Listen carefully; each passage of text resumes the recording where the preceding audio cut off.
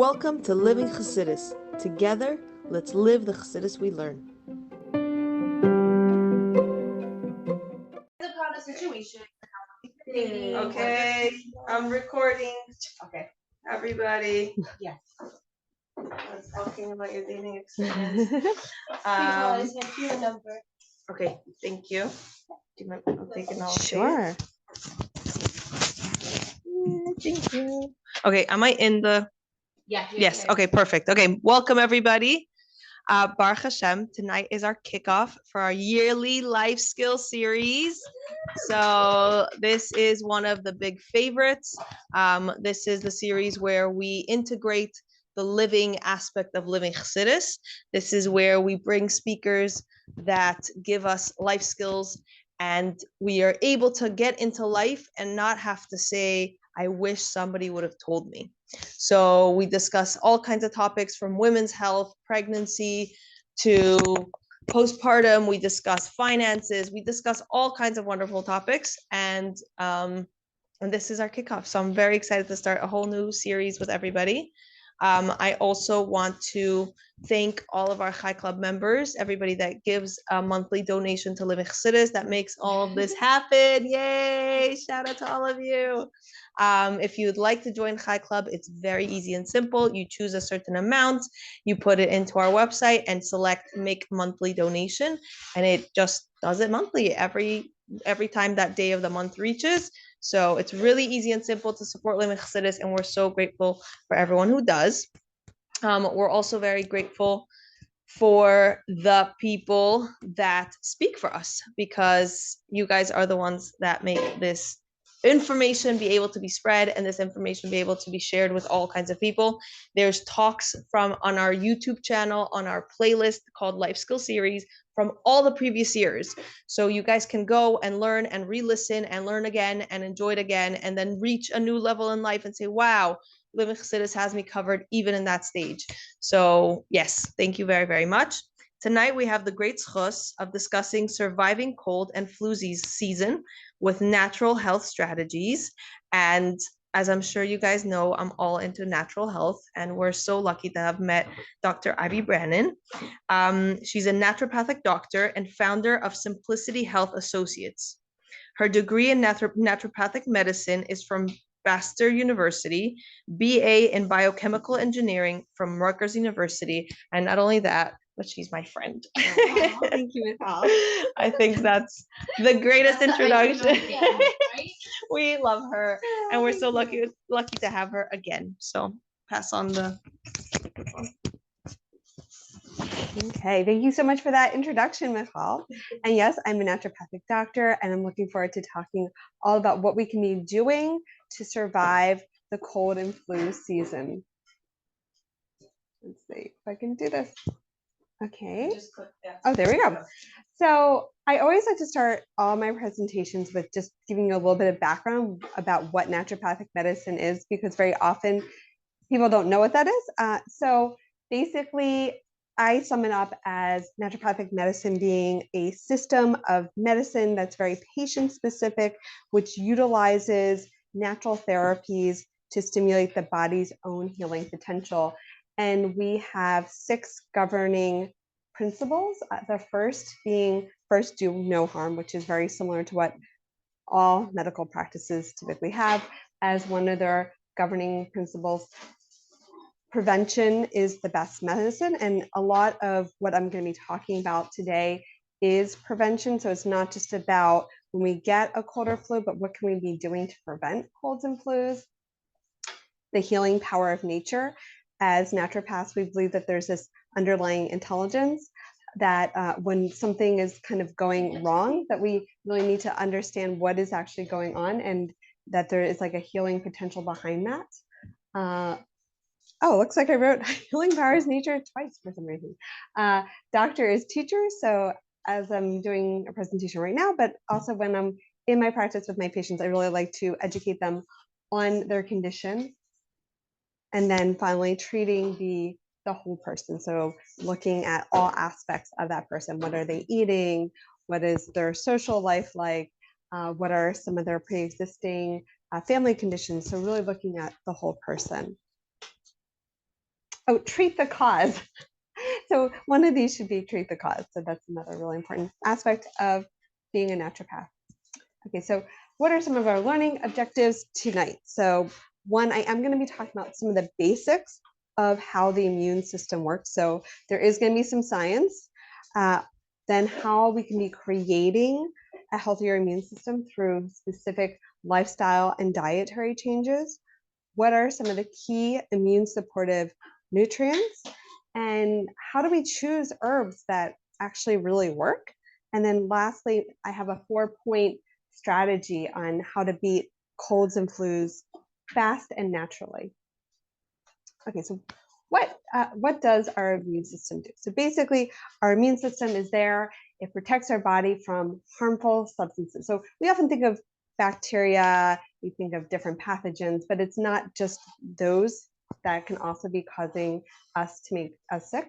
But basically, looking at all kinds of different disease-causing pathogens, bacteria, viruses, parasites, fungi, also certain substances in the environment can be very harmful. And so we need our immune system there to help protect us. And then lastly, our immune system is there when sometimes our cells can go awry and should be helping to prevent changes that could potentially lead to cancer. So these are some things that our immune system is doing for us. So I want to talk, there's basically 3 main areas of the immune system. I want to first talk about physical barriers. So we can think of this as like the first step in protecting us from pathogens. So all these different, so from the skin, the lining of our intestine, our lungs, all of these are covered in epithelial cells. So these are cells that are basically separating us from the outside world. So could you imagine, like, if we didn't have how much bacteria, viruses, etc., could be coming in? So that's just one of the physical barriers, but also lining our skin, our intestines, our lungs, we actually do have beneficial bacteria. And so these beneficial bacteria also play a role in the physical barriers, in one, that they actually can crowd out harmful bacteria or harmful viruses by not creating space. And then also these bacteria also produce beneficial substances that can either directly kill pathogens or can kind of alert our immune system to do what it needs to do. Other things that our physical barriers also have is different acids. So one, we have stomach acid, and actually stomach acid, besides breaking down food, also protects us from harmful bacteria. We also have acids on our skin, in our saliva. The other thing that with our physical barriers is the movement of fluids. So we think of things like mucus, but also urine, blood, etc. The movement actually prevents bacterial adhesions. One of the, and I'm not going to be talking so much about urinary tract infections, but one of the best things we can do, not just to prevent a urinary tract infection, but even at the earliest signs, is actually drinking lots and lots of water to basically flush out that bacteria to prevent adhesion. So this is some of the physical barriers, and one of probably our most important physical barrier when it comes to cold and flus is actually our nose. So the more that we breathe through our nose, we're really protecting ourselves, because basically everything, all the air that we breathe, it has to go through so much more when it goes through our nose versus going through our mouth. So that's just one easy, I guess, quote unquote, easy strategy. We can even start with making sure that our immune system is working efficiently. So now I'm going to start talking about some of the cells of the immune system. And so it's broken up into 2 different parts. So I'm going to first start talking about the innate immune system. And so innate is basically what we're born with. This immune system, it just will fight anybody. It's not so specific. The main cells of this immune system is the neutrophils. So it makes up about 60% of our innate immune system. And basically it's the neutrophils are kind of like our first line of defense. If things get through the physical barriers, these are the guys that are going to be coming, attacking the that bacteria engulfing them, and they have specific lysozymes to break down the bacteria or the pathogen. Then we have natural killer cells.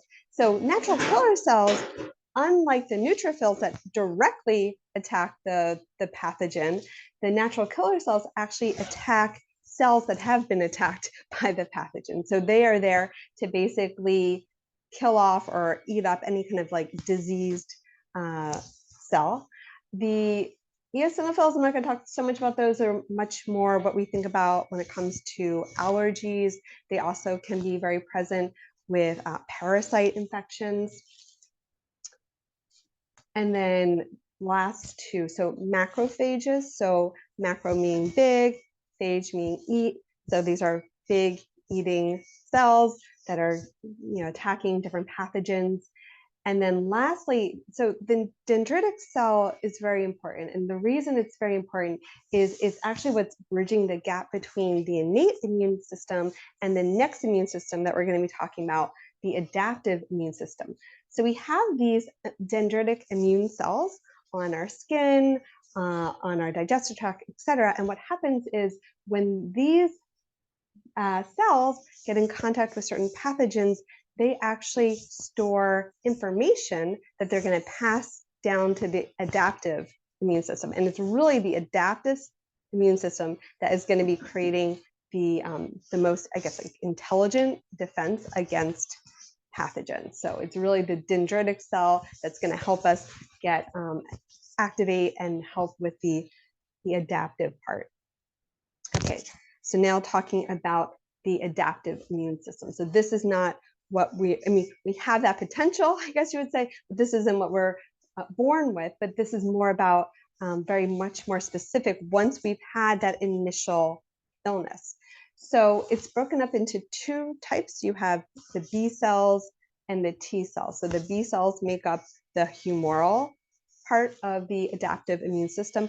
Their role is less about attacking, it's more about like strategy, I guess you would say. And it's really the B cells that are going to be alerting and giving information to the T cells. How does it do it?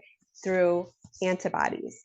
And antibodies create the intelligence on the other side of the immune system to really do what it needs to do. Oh. Did you start talking about how to you're sick?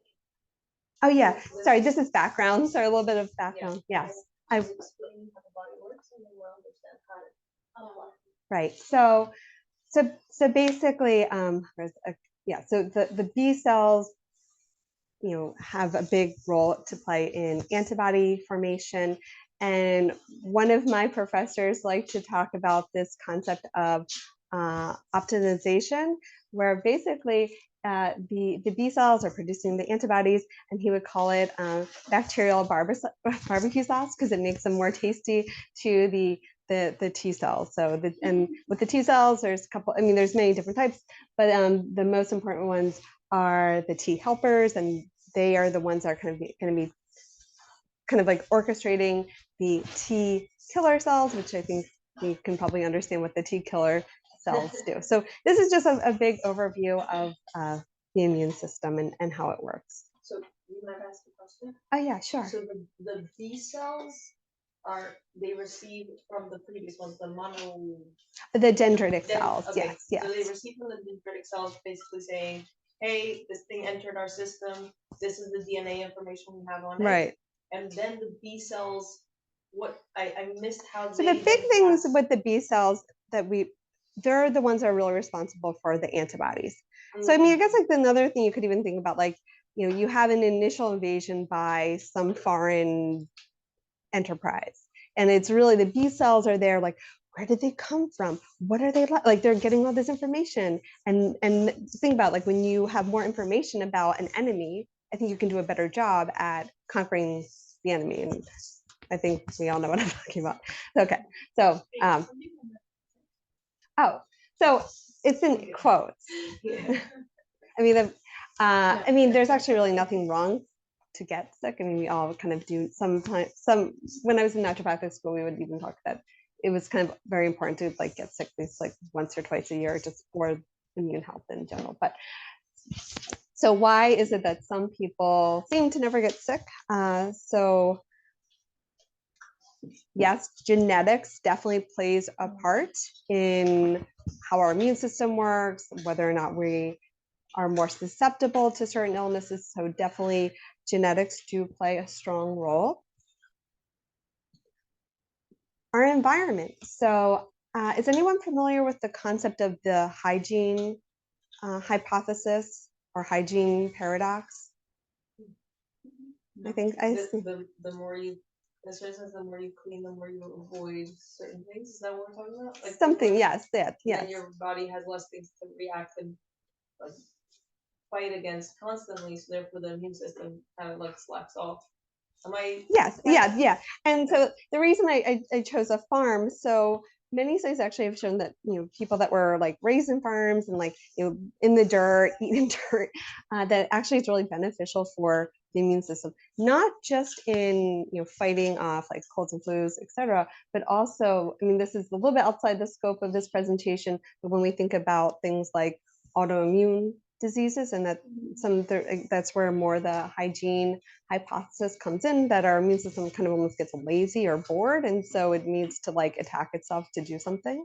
But then the other thing with the environmental part, you know, unfortunately, you know, living in an urban environment, not necessarily talking about the overuse of hygiene products per se, but more like air quality definitely has a big part to play in our susceptibility to colds and flus. So prior viral infections actually also play a role, specifically cytomegalovirus. So having that infection actually lowers immune function. What's that virus?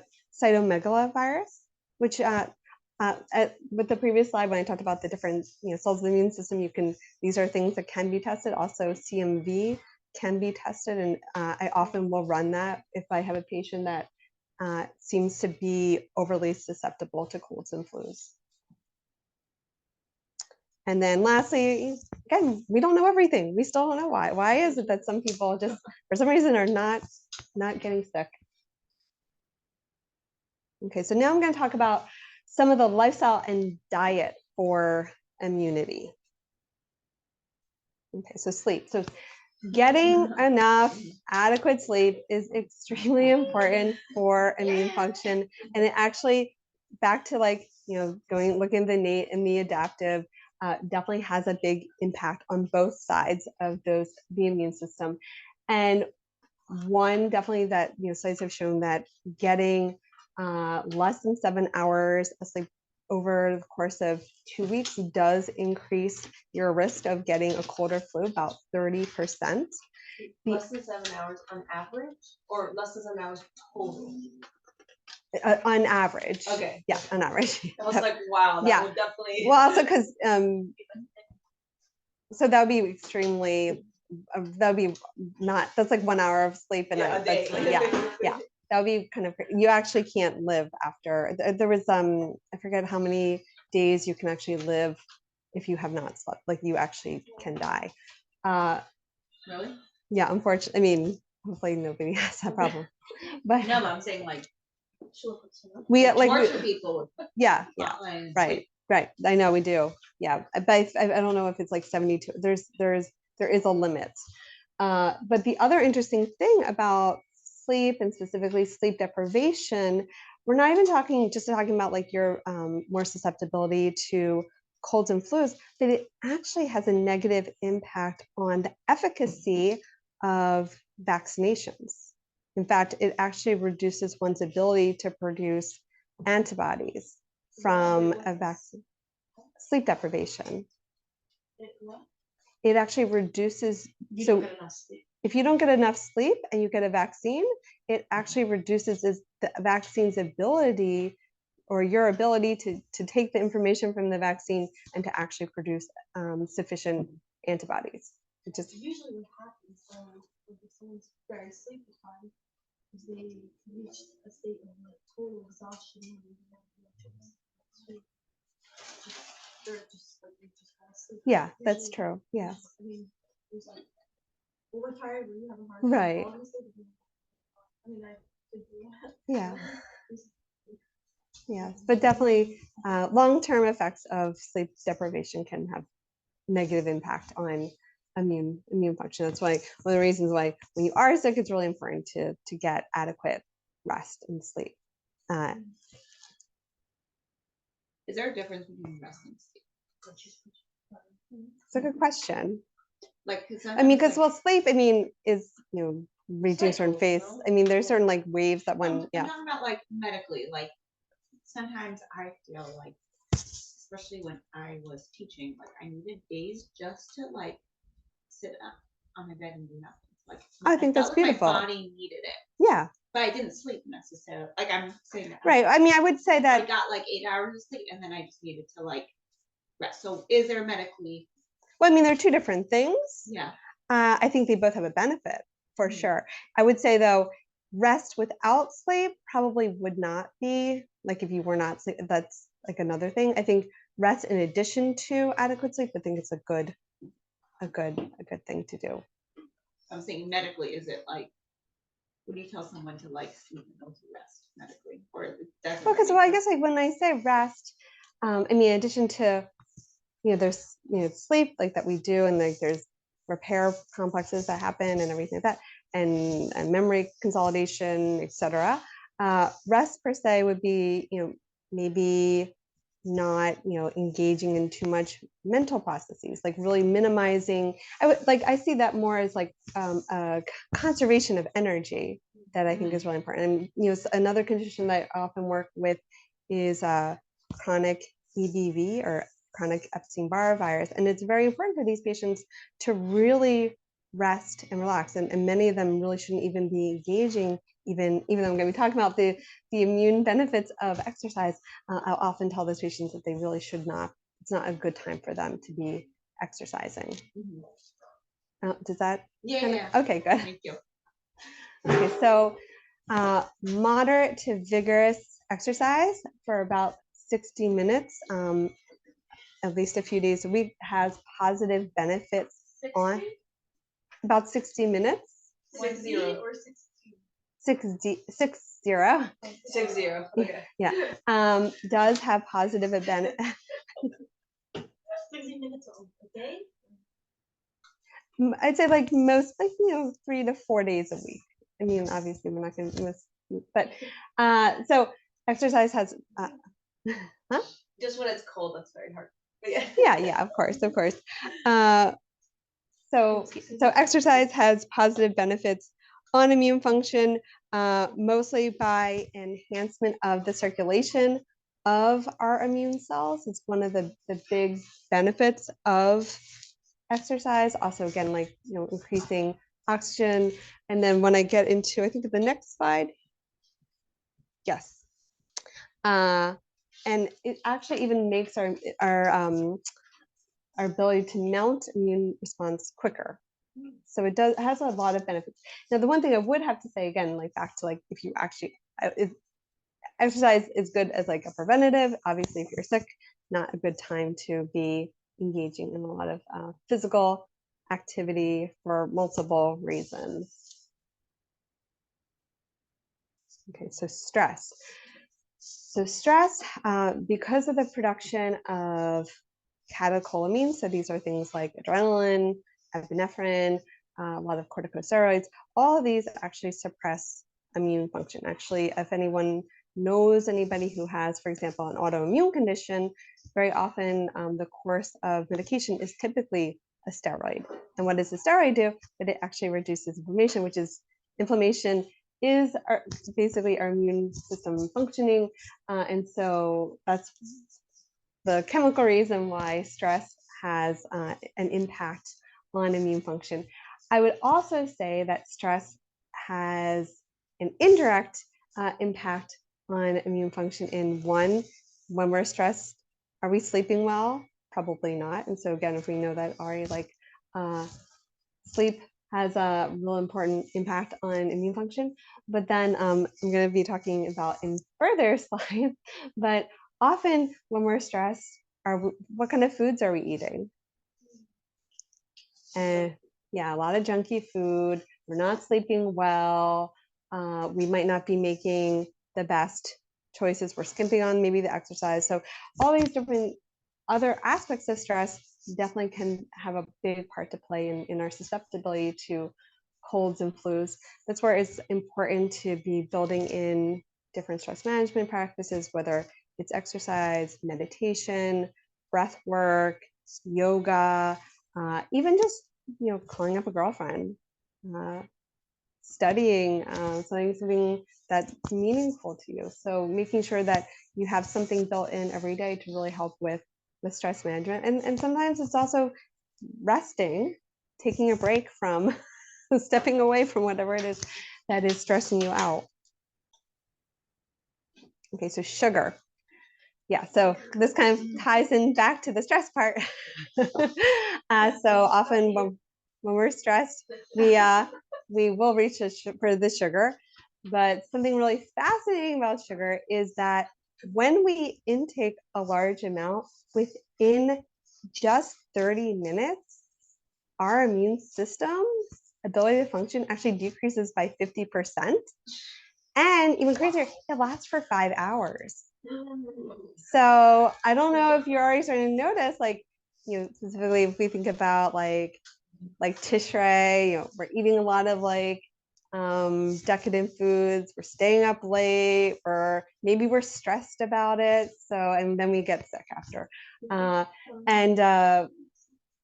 The other interesting thing too about sugar, and I'm going to be talking about when let's see, what is like, when I say like immune supportive nutrients, what is like one of the first one that comes to mind? Vitamin C. Exactly. So you think vitamin C, right? Well, sugar actually lowers our ability to utilize vitamin C.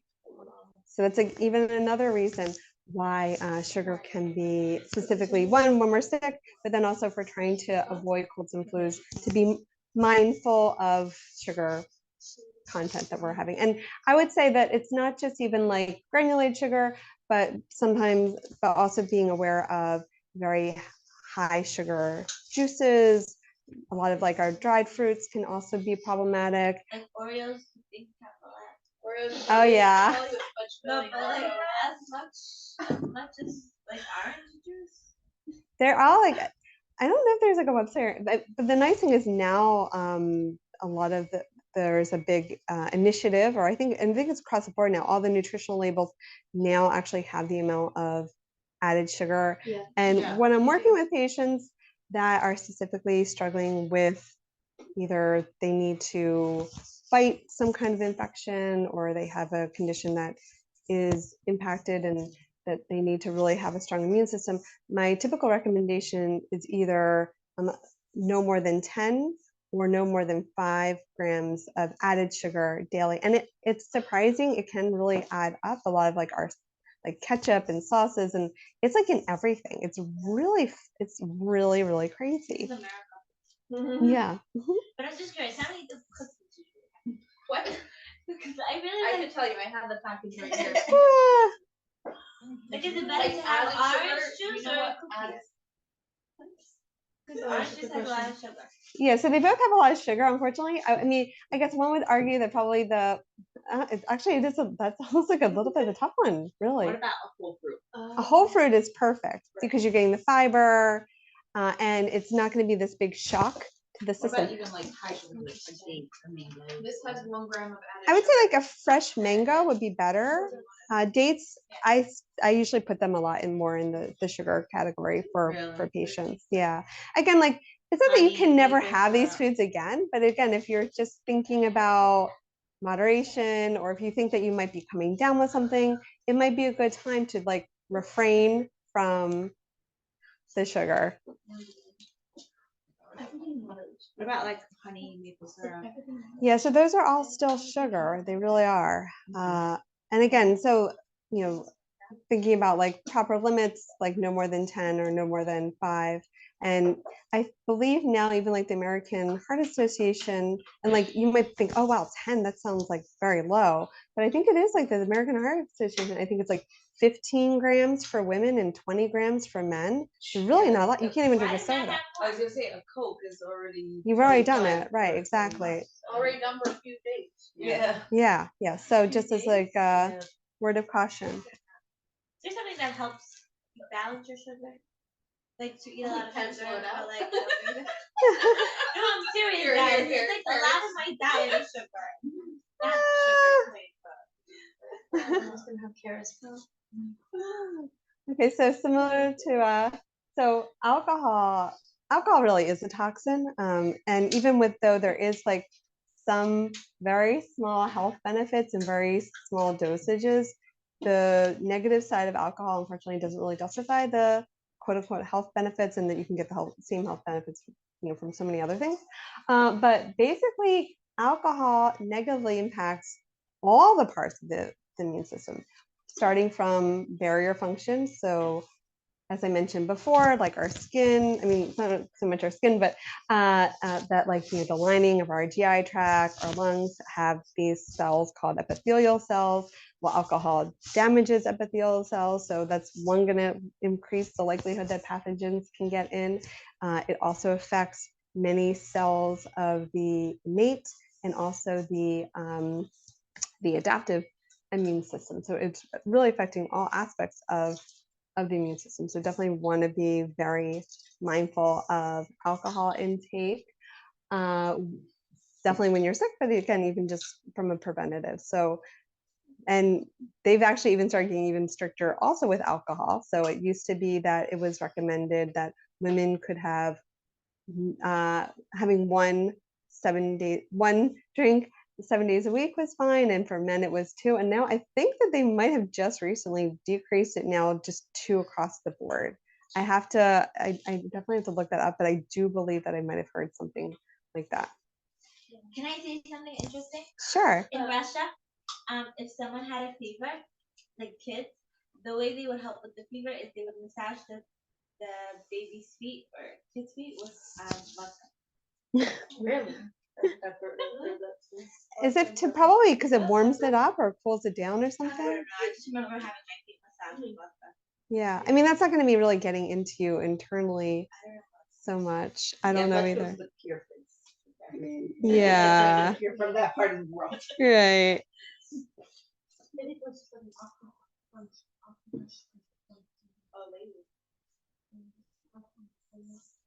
Okay, so now these are more beneficial foods. So probiotics and fermented foods. So, Kombucha. yeah, kombucha, and so specifically, actually, sauerkraut, kimchi. Someone should share that with Mrs. Butt because she does the. Oh yeah, she knows. A lot of our group does kombucha. Oh yeah. I used to do it, and like I haven't. My SCOBY didn't make it when I moved. Oh, I should. I mean, I could get another one easily. I have it if you ever want. Okay, excellent. Can you talk about yogurt? Like, is that a picture of yogurt? Yeah, that's piece. Yeah, yogurt. So, like, what kind of yogurts are actually beneficial? Because most are just full of sugar. Right. So definitely unsweetened. So I would say like if you're targeting, so there's probiotics like in the capsule form, and then there's also fermented foods, and they have kind of like different actions. So as far as like yogurt in general, you definitely not all yogurt. So big also has to do with brand. So the big thing would definitely, again, back to the whole sugar thing. So definitely want to have plain yogurts.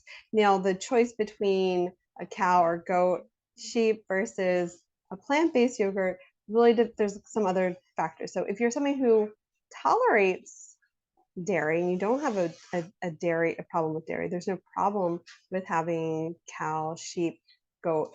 Now I will have to say though, if you actually are sick, now I'm like, I'm gonna keep on contradicting myself, but when you actually are sick, most of us really would not benefit from having animal dairy at that time because you are just gonna be producing a lot of mucus from it. But from a preventative standpoint, if you tolerate it, that's perfectly fine. One of the things, so that if you have, ideally I would say the best is really to make your own if you can, and you can even use your probiotic capsules to make yogurt. There's also a really good website if you're really interested in like fermented foods and making fermented foods.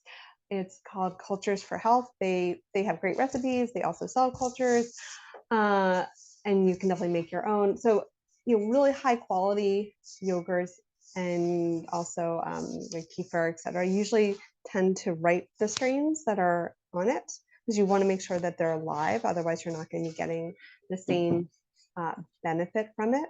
And then I would say really actually specifically I wanted to talk about some specific fermented foods, things like sauerkraut, kimchi, and kefir. So they actually contain a specific acid.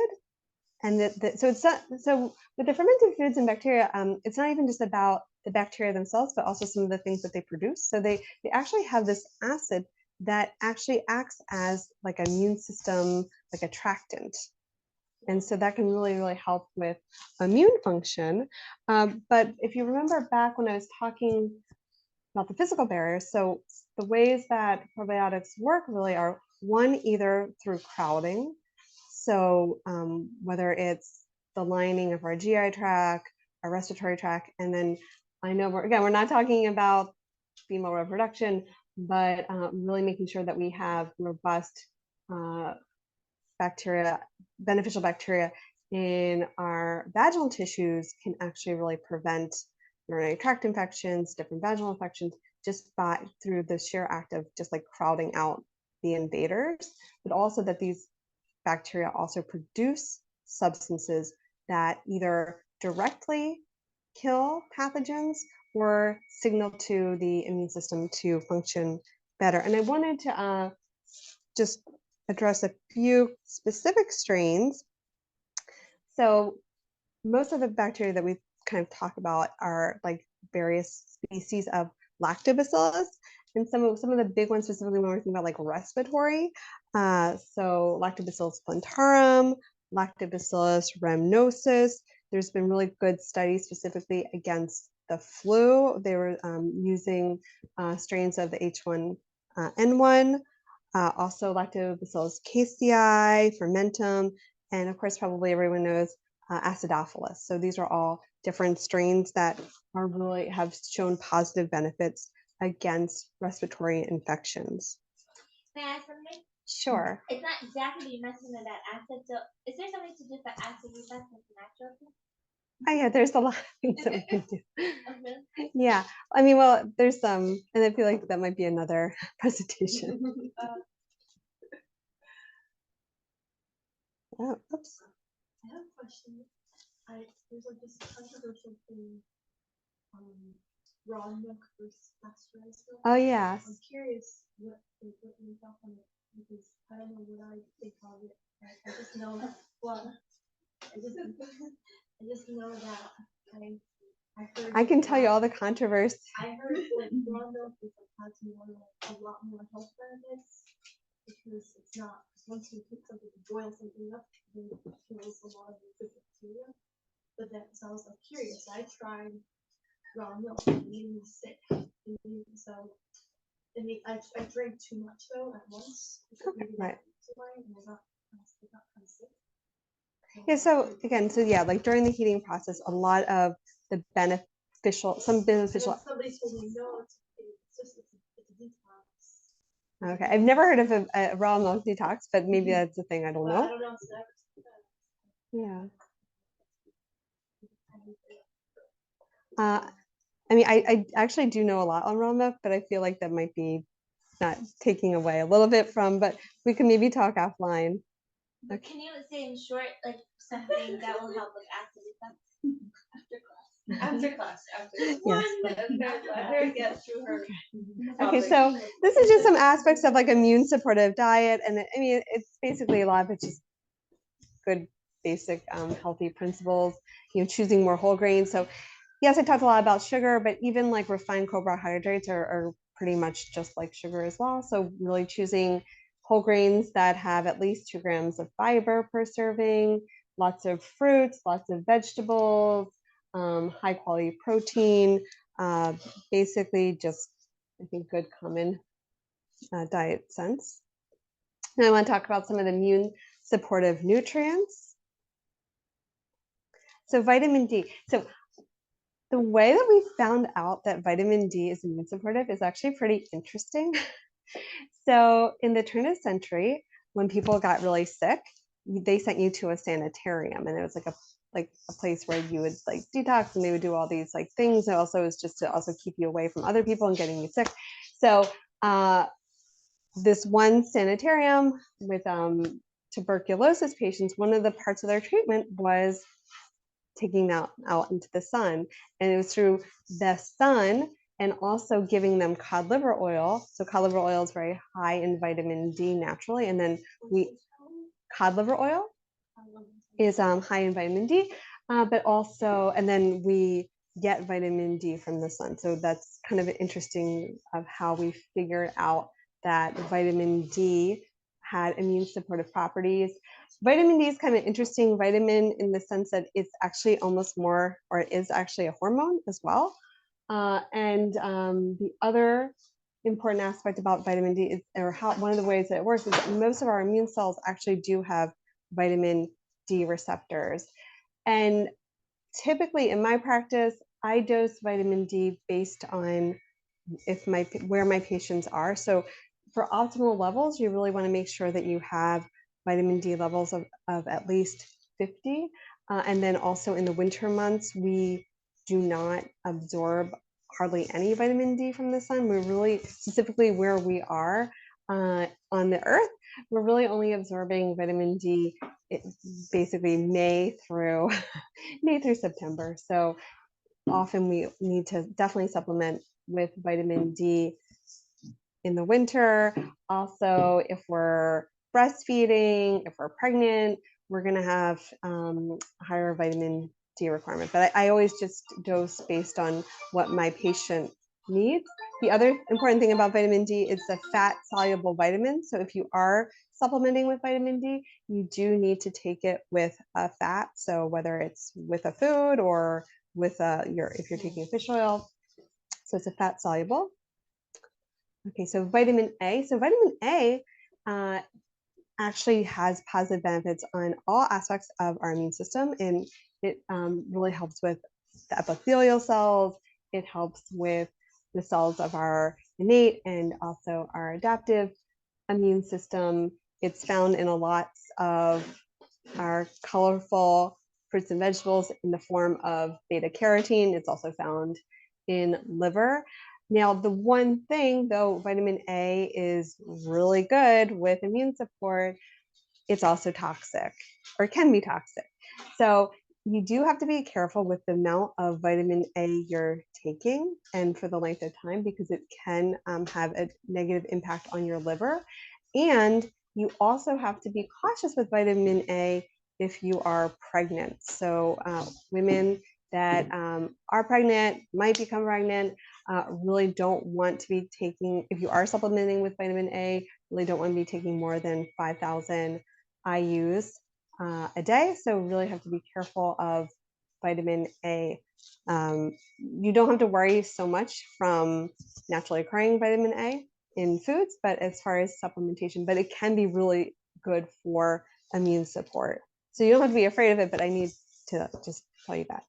Real quick question. Yes. Is it good to eat a lot of fruits because that has a lot of vitamins in it? It depends. Yeah, I would say I usually will steer my patients more towards eating more vegetables first. Okay. Most people only really need 1 or 2 servings of fruit, but when it comes to vegetables, really wanting about like 4 to 6 servings, getting So more vegetables and fruits. Oh yeah, definitely, Okay, for multiple reasons. Got it. And every fruit definitely has health benefits. So I'm not going to say fruit is bad, but if you could only pick one, I would pick the vegetables over the fruits. So antioxidants are really important for immune function.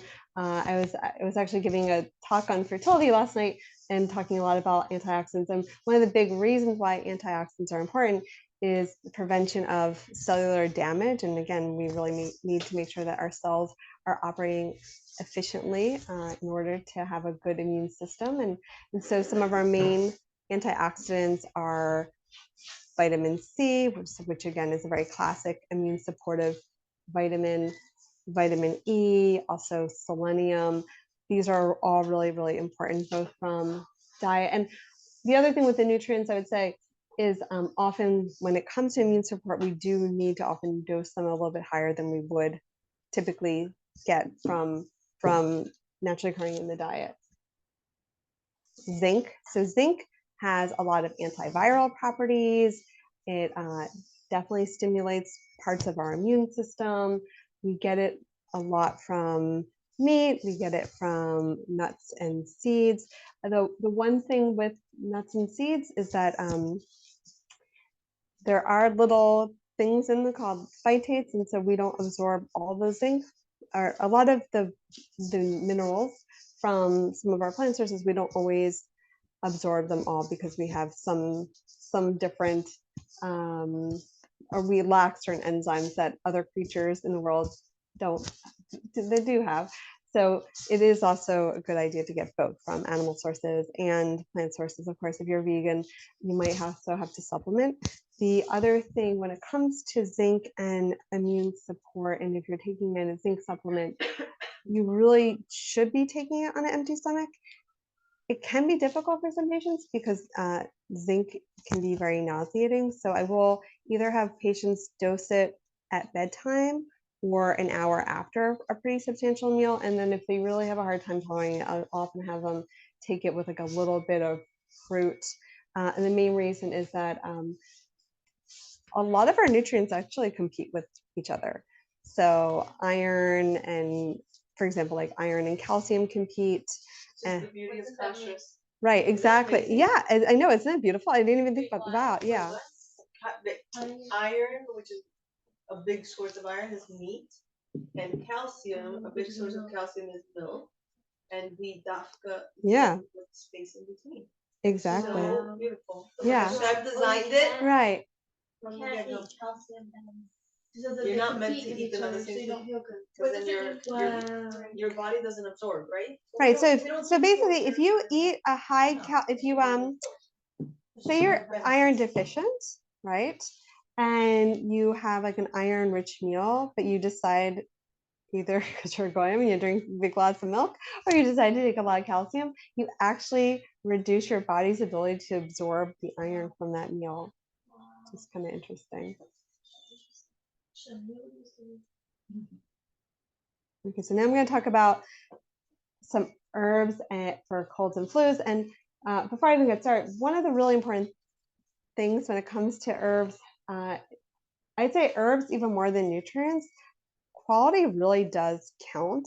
You have to be really mindful of what you actually purchase in the store. So I often really recommend, if possible, even you could make your own. And so two companies in particular, Mountain Rose Herbals and Star. Oh, okay, so we already know. Starbucks. Silverstein. Uh-huh. She's an herbalist. Oh, So when she spoke for us last time, that was a company that she suggested. Yeah. So Mountain Rose Herb and Star West, they have really great bulk herbs. They also have tinctures because, whenever I have a patient say, oh, I tried that herb, it didn't work for me. And then I see what I'm like, I don't even know if this product even contains this herb. And there's a lot of, unfortunately, either, and because there's so many important aspects when it comes to herbs. The part of the plant really matters, the quality, and also that it definitely contains the right amount. And so really want to make sure that you're choosing high quality herbs. So the company is Mountain Rose Herbals and then Star West Herbals and Star West. And they have Hexture. So there we go. Win-win. It's a win-win. What about, I don't know if I'm gonna have, but what about tea? Okay, so you mean like drinking? Well, I'm gonna go and talk about some of my choice herbs, kind of like how one would formulate, and then I'll give you some formulations too. Okay. Yeah. Or you want tea companies? No, just like having herbs and like, let's see, like buy from like a Yogi brand or. So Yogi brand, I'll say Yogi brand and traditional medicinals as far as easy access herbal products, they're excellent. I always recommend those, definitely.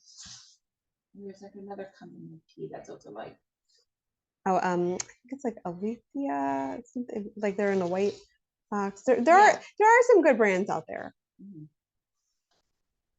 Okay, so the first herb I wanted to talk about is astragalus. And so astragalus is actually a classic Chinese antiviral herb. What I like of, and it also has adaptogen properties. So adaptogens are herbs that help with adrenal function. So, times of stress. Astragalus is great in both that it can really be supportive in prevention of colds and flus, but also can be used in conjunction with other herbs when you actually do have a cold or flu. So it has both antiviral properties, but it also is helps to activate different parts of our immune system. And where does this herb? I've never heard this. Where does it come from? So it is originally a Chinese herb, though I do believe that they do cultivate it also in the States. So yes, and that's a good question. So it's always really important that we know the parts of the herb that is important, because if you do decide to buy a pre-made product, it should state the part of the plant. And if it doesn't state the part of the plant, you can be a little bit skeptic. And then also if it says the part of the plant and you're like, wait, that's not really the part of the plant that does that. So is this really doing it? Exactly. Yes. Yes. So that is also astragalus has also beneficial. I mean, we're not talking about, but it has also beneficial properties on kidney function as well. And you can use this in a tea. You can get a tincture. It also really makes you can like you can, I guess, like trying to think like augment, or no, I'm trying to like, what am I trying to say? You can improve like the property of your chicken soup and make it even more therapeutic. What is a tincture? So a tincture, I know I just was like demonizing alcohol, but so tincture is basically a alcohol preparation of herbs. So that's another actually important aspect when it comes to utilizing herbs. So herbs have all these different things that we call constituents, and the different constituents have different properties. And so sometimes actually doing an alcohol preparation via tincture makes that herb more powerful, or you're getting more of what you want from that herb. So that could actually be a benefit.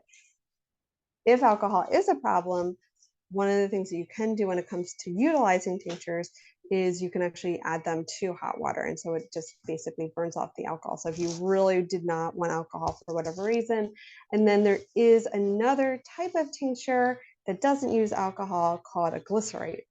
Though the only thing is glycerates don't work for all herbs, but it does work for a lot of herbs and has like a similar benefit. And it's sugar. Yes, but it doesn't, it's sugar, but it's not. I think it doesn't actually have an impact. It's sweet, but it doesn't actually have an impact on like insulin levels, like something like for example, like stevia, monk fruit. It's kind of, yeah, it doesn't really have a glycemic impact, though it is sweet. That's a good point. Usually the herbs I buy for my kids are on. That's right. Glycerate, yeah. Yeah, makes sense. Adults are. Yes. Okay. So medicinal mushrooms, really good for immune support. So this is reishi. This is probably one of my favorite immune support mushrooms. They and even when we think back, I did do this presentation like the beginning, like it was like something 2020, and so we were all like of course like very interested in COVID, and so one of the things I was taking was lots and lots of medicinal mushrooms, and one of the blends I was using had reishi in it, specifically because a lot of our medicinal mushrooms really help. I talked about like the B cells and really help, and also the T cells, really helping with facilitating like the adaptive immunity. Classic herb is echinacea, and So echinacea, so this is again where we get back into like how the parts are significant. So you actually have two different types of echinacea. And you also know like if your product is good or bad by which one, and do they tell you the right parts? So there's echinacea angustifolia, and that we use like the flowering tops like you see here. And then there's echinacea purpura, and that one we actually use the root. They both have benefits in cold and flu prevention, and also fighting off the duration of a cold and flu. It's also one of the one of the downsides of a lot of herbs is many of them are contraindicated during pregnancy and lactation, either because we definitely know that there could be a problem, or we could deduce based on like other things they do that could cause a problem, or we just don't know. But echinacea is actually hands down like a safe herb to use during pregnancy and lactation.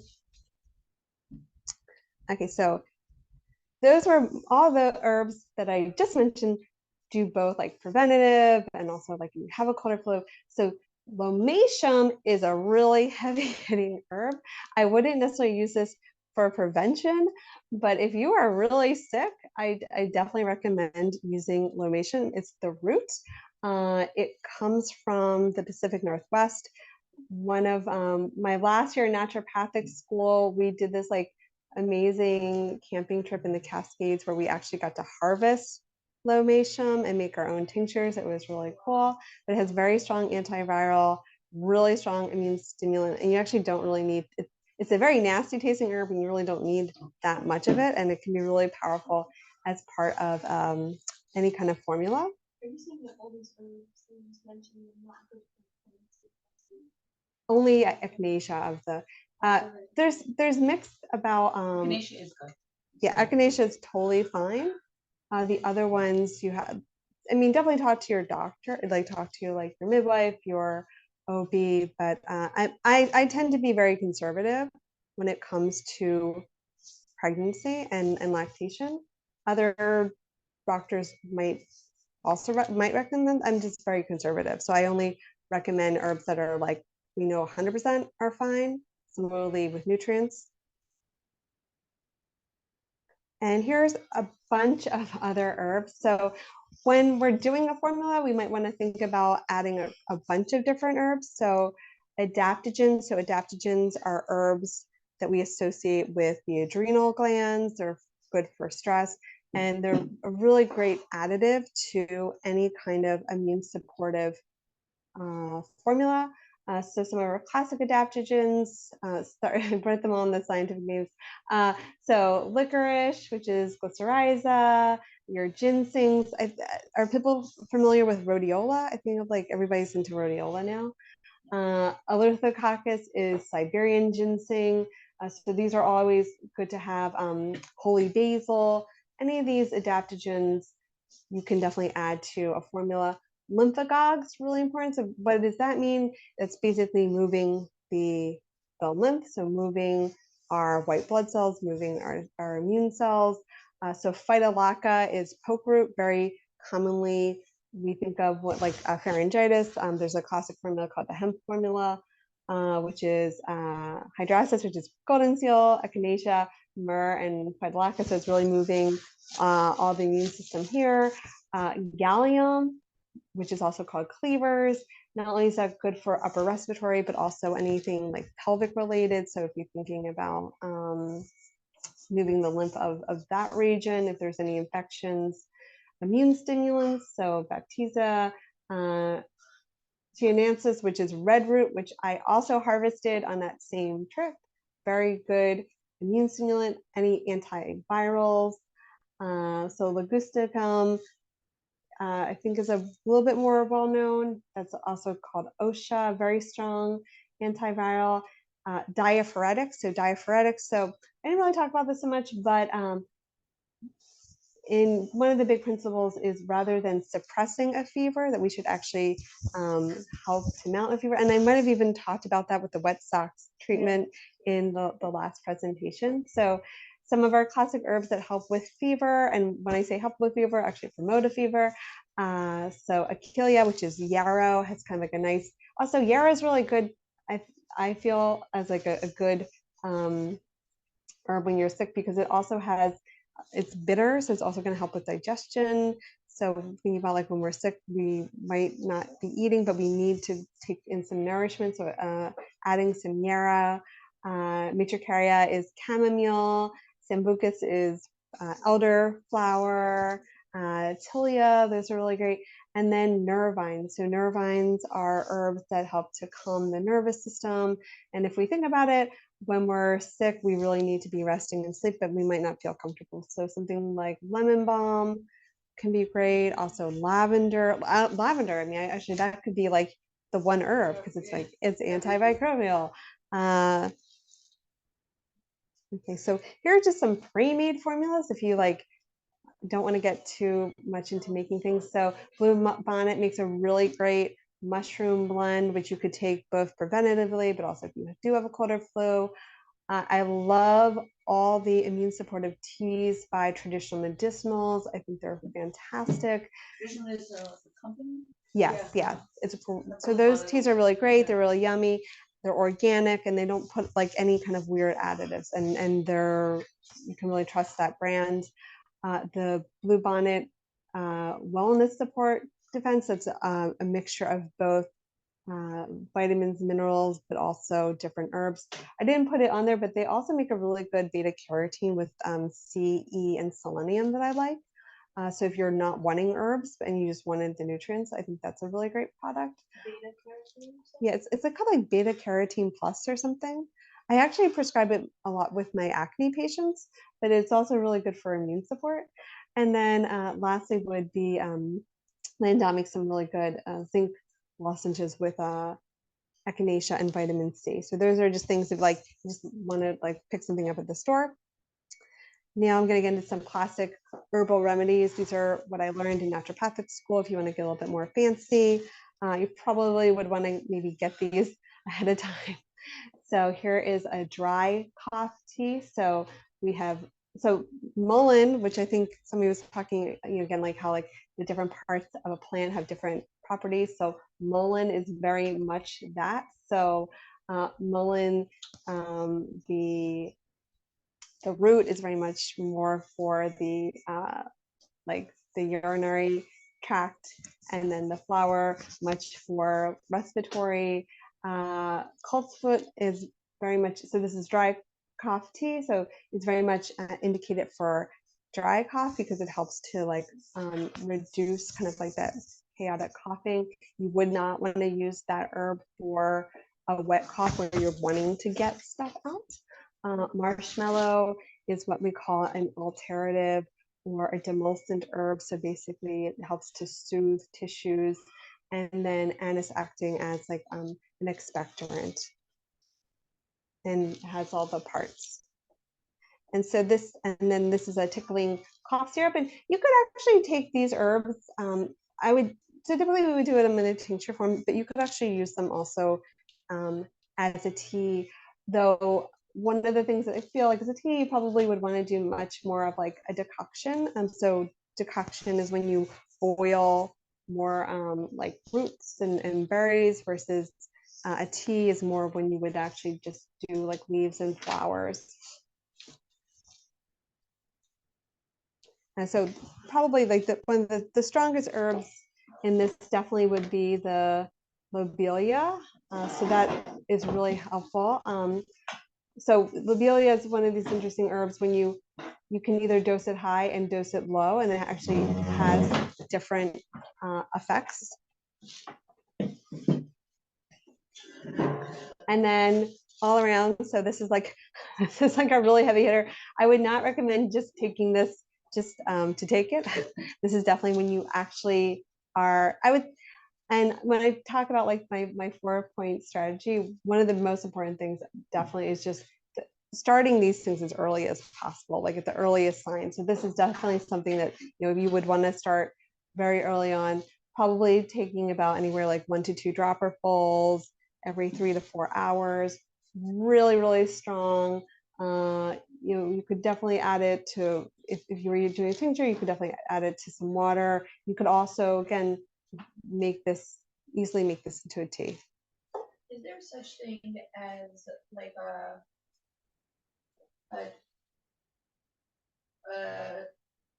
what's the word, like a set of like a few things that are good for flu season? Meaning like something like all these herbs, right?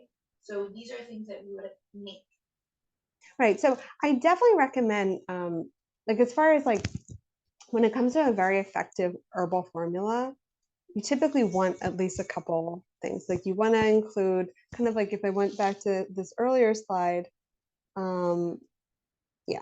So, if I was coming up with a formula, coming up with like, including definitely an adaptogen, you definitely want to have a lymphagogue, lots of immune stimulating, antiviral. So having a like a blend of different herbs. You're wondering if this is so? Yeah, I think it's more of a detailed questions.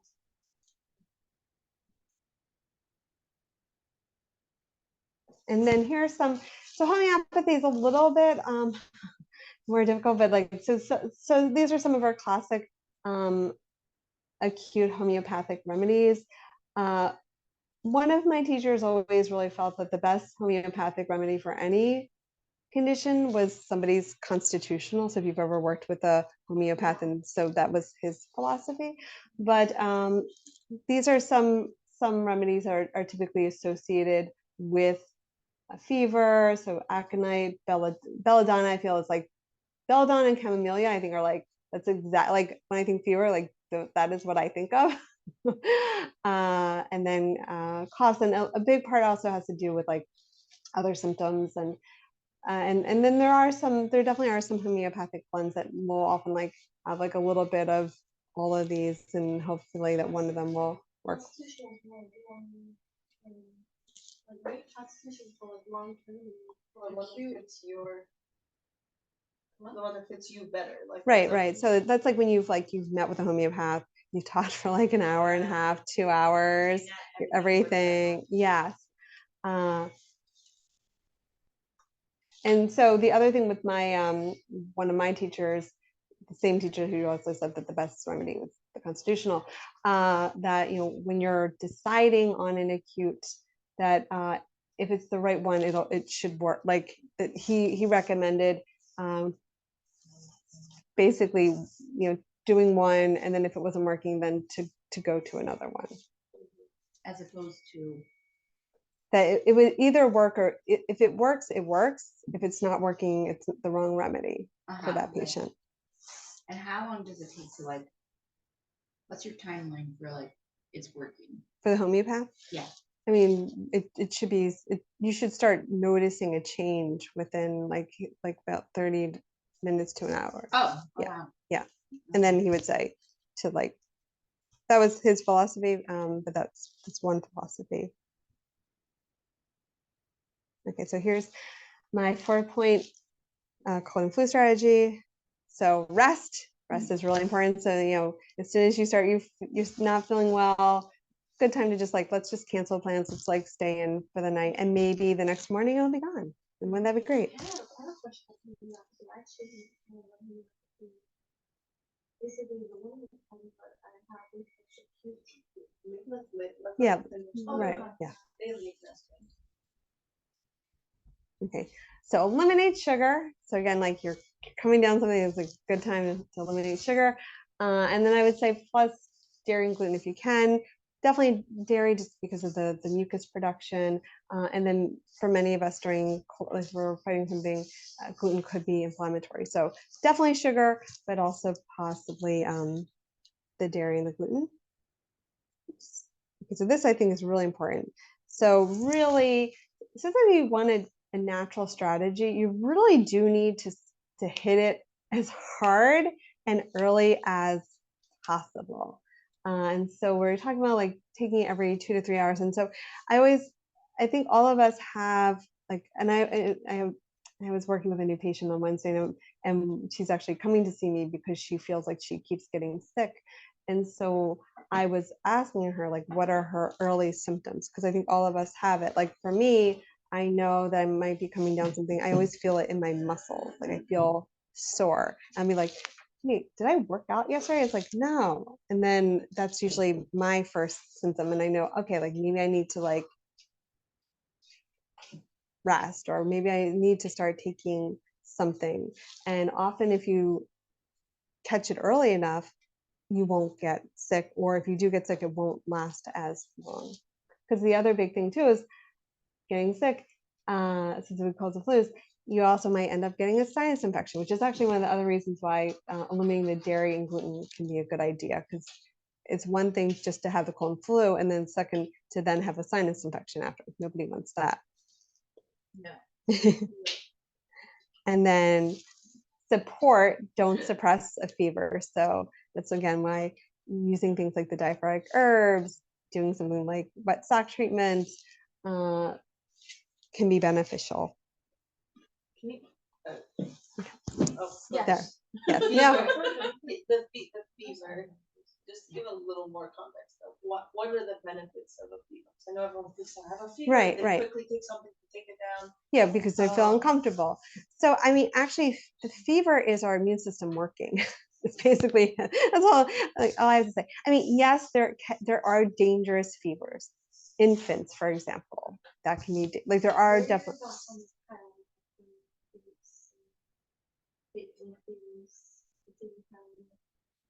So again, there's a couple, and there's different things. So like again, in certain populations and certain temperatures, it can be dangerous. And of course, like that's not what I'm. Well, that too, but that's not what she meant. Right. I mean, you mean to lower a fever. Yeah, to lower the fever. I mean, there's a lot of different things, that I Is could. it necessary?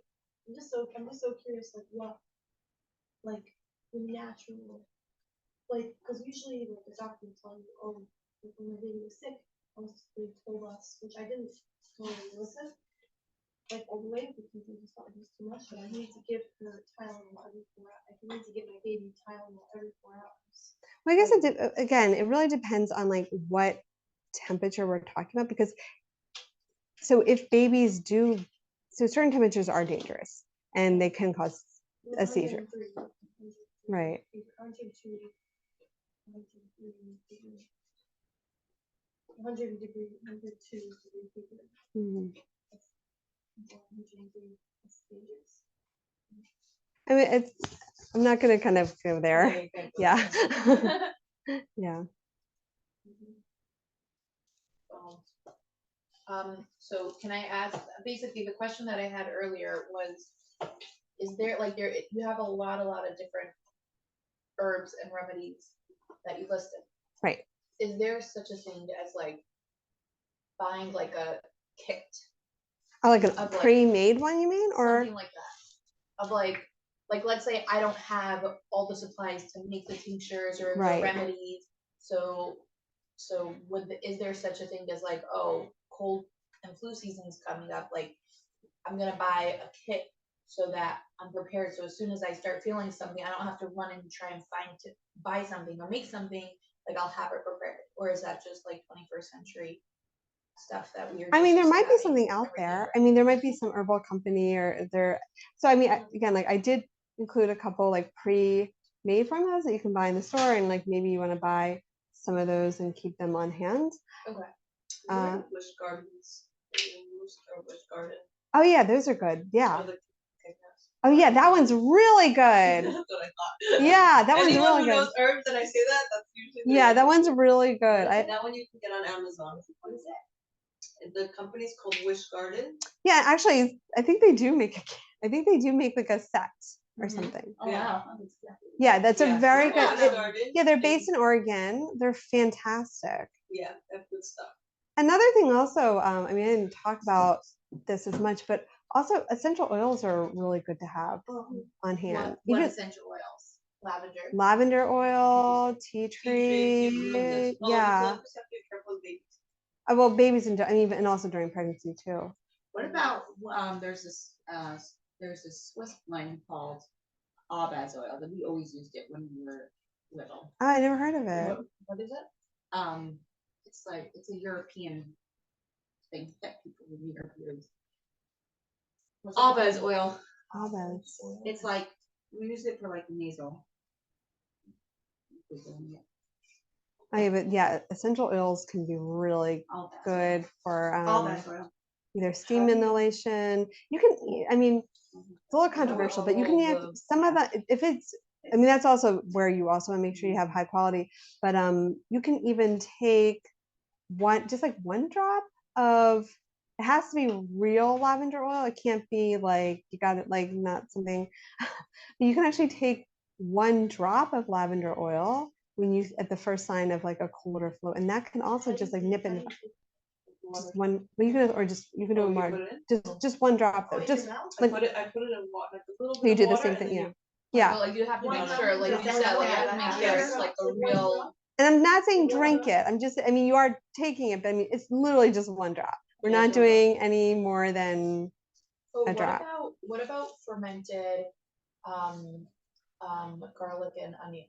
Oh yeah, Like definitely. in honey. What can you Oh yeah, like like an what are the- oxymel. Yeah, there's so many. There's so many things. I mean, like what are the benefits? Because I made it this year. Finally, I remembered, and I'm like, I take it every day, and I'm like, oh am I well, they supposed to have take it very every day? strong. And am I like, what are the benefits? That's so smart. Okay, so basically, specifically garlic and also onion, they have really good sulfur compounds. In fact, actually, garlic has been used against MRSA. Wow. So this is a bacteria that is basically immune to antibiotics, but garlic actually can fight against it. Oh, garlic! I mean, garlic's that's another. I mean, that's an easy one. Just having like 2 or 3 cloves of garlic, and you can heat it. It doesn't have to be like completely. You don't have to be like so hardcore and eat it raw. My son and I did it. We I did a remember contest. that. I used to do that a lot. Yeah. What about ginger? Because I feel like Oh yeah, those are good because also like again like that also kind of goes back into like. So I mean, ginger is just a great herb when we even think about from making formulation perspective. We consider what's called a synergizer. It just seems to kind of like get everything like kick started. So our classic synergizers are ginger and licorice. So that's why they're in so many formulas. so where because I feel like ginger you can just buy in the grocery store. Where can you get like the licorice from? What is anise? Oh, so licorice. No. Okay. So traditional medicinals makes a licorice. I mean, you can get a lot of licorice teas, and again, depending on the brand, they can be higher or lower quality. Definitely, you can buy like tinctures. Trying to think of like where else. What's the website you said again that you could buy stuff? Mountain Rose. Oh. Yeah. And they have like a variety, like. Because Oh yeah. the orders it's for shipping. Right. Yeah. In the past, last year, I think we did a group shop and we all got a little bit of something and it worked out really. And there's like all kinds of fun things you can do. Like you can also take I know it's like funny. So I was talking about like don't have sugar, but an interesting way to make herbs is like grinding them and then mixing them in honey. So that's like another That's interesting. what I did. That's what I did with the garlic. Like I chopped it up and the onions. I chopped it up and Yeah. I feel like it's more potent when it's chopped. No, I did is that a thing? I don't know. The recipe that I was given a few years ago was you put them whole. I mean, the onion you cut up smaller, but you leave it for 3 days. Every day you flip it over just to get it or whatever. For 3 days afterwards, you take them out and you just have them. Oh, you're not supposed to eat the garlic or onion? Probably I would. But It if probably you're, like, tastes good. sensitive to You it. would? I mean, You would or you would not? I mean, you can eat it. love garlic and onion. No, I just like. I think she was saying that it's staying in the. Right. It's like over Yeah. fermented. Also, I got like an organic local honey and I fermented. Same. Mm-hmm. Myself. Yeah. If you're like sensitive to like garlic or onion, will this making this help or not? I don't think it depends. But what is the sensitivity?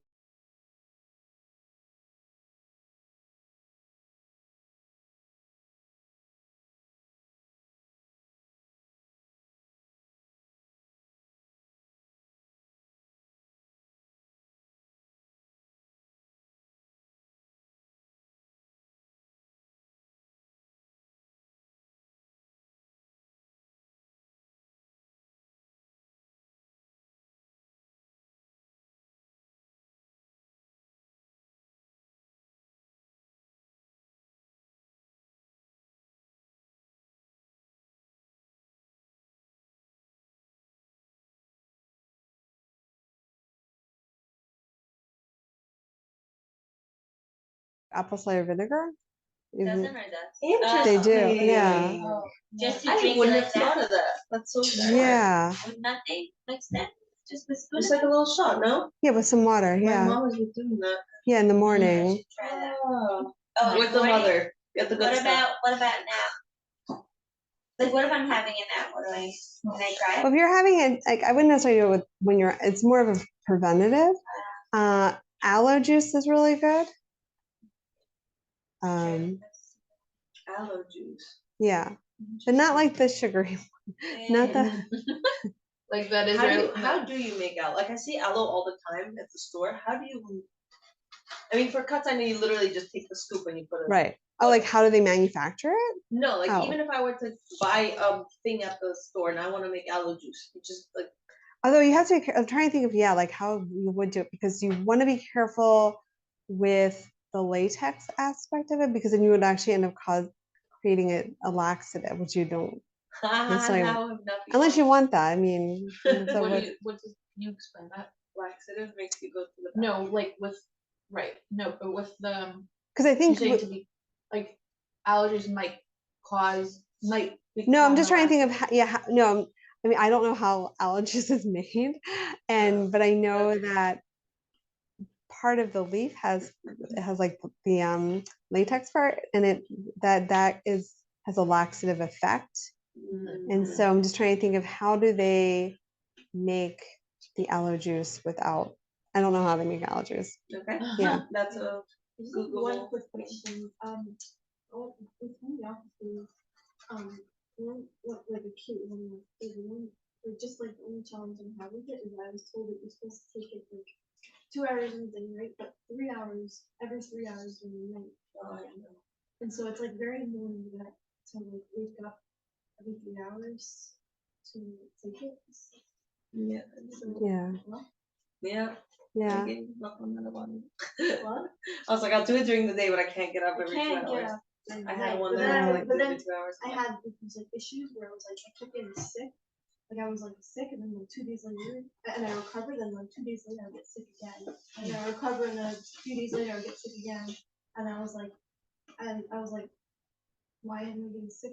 Whatever, because I don't know, because I wasn't consistent with eating right. Right. Yeah. It's just not worth it for me to get out of bed. It's just crazy. I'm not getting out of bed. I just take it just hard. Mhm. I mean, I was told that it doesn't really make you helpful. It's not really helpful. Take it. Yeah, I don't know. I mean, that's probably a conversation with your homeo. It's probably more of a conversation with your No, homeo. I spoke about it. He said, no, you just do it and then it's over with. Right. Where's your practice and how can we find you? Sure. So my office, I have 2 offices. One is in the West Village, and then I work remotely from home on Thursdays. Yeah. That's Yeah. so great. Yeah. And how can we find you? So I have a website. and Instagram. Right there, and Instagram, and I have a YouTube channel. I've been doing now doing a whole series on healthy travel. Oh, wow. I just did one on jet lag, and I have to do I think 5 or 6 more videos. Oh wow. Yeah, Wow. yeah, Jet lag. That's so cool. yeah. Jet lag's a fun one.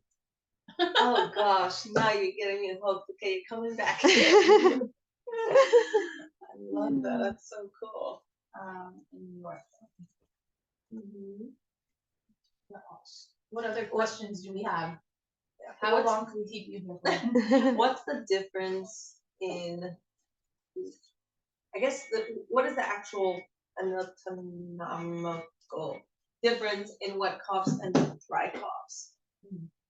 Like what's a dry cough trying to accomplish? What's a wet cough trying to accomplish?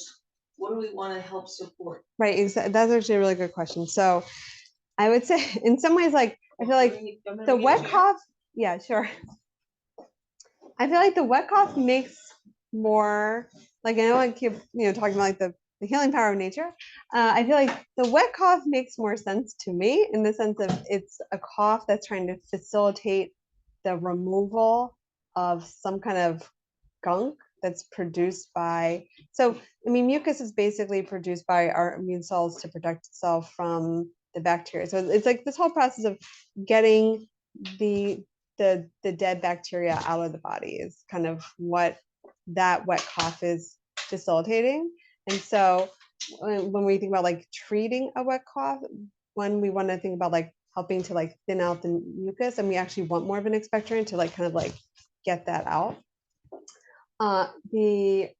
The dry cough, on the other hand, I actually don't even really. I'm trying to think of like what is the benefit of a Not dry. just me, because I'm like, what is the? It's point of annoying. this? I know. It's like really because like yeah. I mean, there must be some kind of. I mean, obviously Body's there's doing something. well, there's obviously some kind of irritant that's bothering the lungs. I think it's much more, almost like more of like a nervous system, like spasm kind of thing, and that's what that the body's reacting.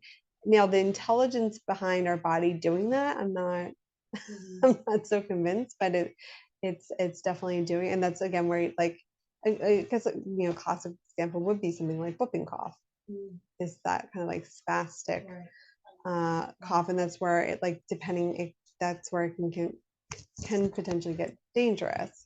Because of that. Yeah. Right, and that's where you would want something like how I had the that dry cough formula, because that's something where you would want it to kind of like calm down. Interesting. And then what? Oh, sorry. No. If there's, I recently heard about vitamin C, high dosage of vitamin C to help. What was the word? Expectorant, like For thin- cough? thin out the Mucolytic. mucus. Yes. Yes, and then that's easy. It makes it easier for the body to Right. expel. Specifically, also, if you combine it with N-acetylcysteine. And a what? Sorry. Oh, NAC. Have you heard of that? Oh, yes. Oh, Yes. is that what it's called? Yes. Oh, okay. Amazing. Yeah. Oh, those two combined, they would do that. Yeah. I mean, that's another great great one to have too. I recently heard that people, it's not cough and flu season, it's not going outside enough season. Oh, That the like fact that you're people right. aren't, like you were saying earlier, the environment of like having like all the dirt on your hands is actually helping you. Mm-hmm. So when people are cold and they stay inside and they keep their body warm all the time, then their body is working less, so their immune system goes down and they get sick more often, as opposed to like, oh, it's the cold is making somebody sick. Right. I think, and there's like Is different. that your like? What's your? I think there's a lot of different aspects of that. I mean, one, if we are sitting more inside, so if we were spending more inside with others, socializing, that can passing around the germs. Plus, also like the temperature change naturally causes more nasal drip, and we're more touching our face, so you're having more spread of germs. Yeah. And then also the lower vitamin. So I feel like that could definitely. There's a lot of different components. Yeah. Wow. This is a different topic. I hope you don't be asking. But like, what's good, like, just herbs that are generally good for women to take, like, support their hormones and. Yeah, I'm trying to think like what is a good, because again, that's so specific because we all have different. Yeah, I'm trying to think what would be the best. That's actually a really good question. I'm trying to think like what would be. What does read best things? What does spearmint do? Like what's So spearmint is a little bit. So yeah, so there was that one study, came from Iran, that they used spearmint tea. from where? Iran, Wow. where they use spearmint tea for women with PCOS. But some people have kind of come back and they're not sure how accurate that study was. Oh, Well, Right. Iran, there's a lot of Right. like yeah. So it was like purported that like it like reduced, I think, like testosterone level. Like it definitely was like supportive of PCOS, but how accurate that is That's so debatable. interesting. Yeah. Right. I mean, it's not harmful. I mean, drink spearmint tea, but yeah. Sorry. I thought it might like. Next to Oh, your yeah, answer. no, it's good. Right. Yeah, no. Yeah, no. Yeah, no, it's like trying to think like one herb that every woman could Yeah. take. But just like, good for your balances your hormones, make sure you're I mean, if Besides anything, Missal. I would say What herb does your husband want you to have? right. That's basically Because it. at first I was like very tempted to say milk thistle. Oh, that's so funny. Interesting. You were thinking that I too? was also thinking that. So I'd say most likely milk thistle because we all need liver support. But for anybody who's on birth control, milk thistle actually can decrease its effectiveness. So I don't know if that So is a good idea. where would you get like milk? You take it. That I and, can. You're talking about capsules or you're talking Hmm. about tea? Because I used Right. to take capsules. I can send you the link. Yeah, it's pretty. I mean, milk thistle is very What common. are the cons? I was actually discussing it with somebody once that I used to take milk thistle regularly. She's like, "Oh, have you looked into the cons?" And I'm like, I don't know. Yeah, well, so really the only, I mean, there's always potential of allergy. Like there's always a potential that somebody is going to react to something. Right. Yeah, Yeah, but I would say the biggest con definitely is with the birth control thing, and I have seen in my practice. So it's definitely a So would it like which actually though proves that it was a very high quality product. right? So that's what I was gonna say. And it Does it works. would it help with someone who has after effects of birth control? Like let's say someone's off of birth control, but they used to take. Oh, well, that's a whole other story. No, again, I'm much more talking about like if you're on birth control, Okay, so there's it's the not- potential it could reduce the effectiveness of it, which again, if you're wanting the effects of birth control, that could be, something you didn't plan Also, for. like they say, birth control is not beneficial to the woman's overall system. I mean, there's even that's a little bit debatable. It depends, like every Which type, right, like there's so many what different, extent you need it. yeah. Can I go back to the coughs? Because like every single school that my kids go to, there's everyone coughing. So I'm like, all my kids. One of my kids had this like, but like anytime I did like some sort of like trying to get it out of my baby, I Right. try to get it out of here. There's nothing here, but it was like this like it further back, and I couldn't figure out even when he was healthy. Like I couldn't figure out how to get rid of that. Do you know by any chance? Like, Yeah, I wonder. I mean, like, okay, so no mucus is coming out, like, and he's not wheezing. They've listened to his lungs. So it's just like kind of this like frenetic. yeah, like it wasn't coming from his mouth. It's just when he breathes, that's the sound that it makes. Like, where is this? Where's it coming from? Interesting. I just know if I take him to any doctor, they'll be like antibiotic, Right. which is obviously not what I want to go do, but I couldn't figure out where, like. And you don't think he's stuffed up? I could like do the like snot sucker thingy, and nothing comes out. That's interesting. I'm trying to think. And is he in discomfort? Not particularly, but you could. It sounds like though he's struggling to breathe through his nose though. Yeah. So there's got to be something back there that needs to come out. I just don't know where exactly and how. Like for a while I researched all these like massages. Right. So I did, and I would like massage here, and I would massage There's there. some kind of there's like another like I mean I don't like. What about like have you done like any kind of like compresses, like hot compresses or? No, I didn't try that.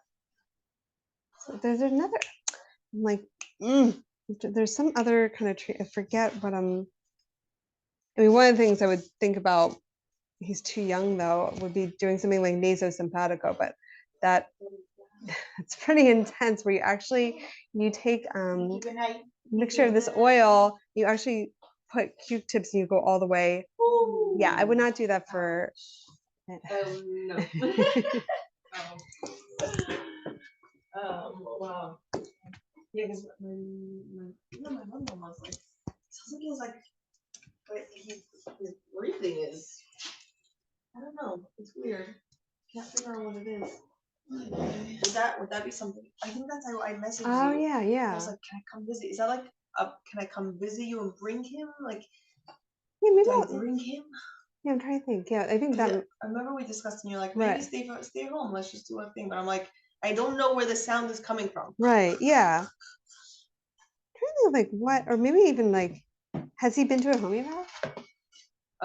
Not recently. Yeah. No, not recently. Yeah.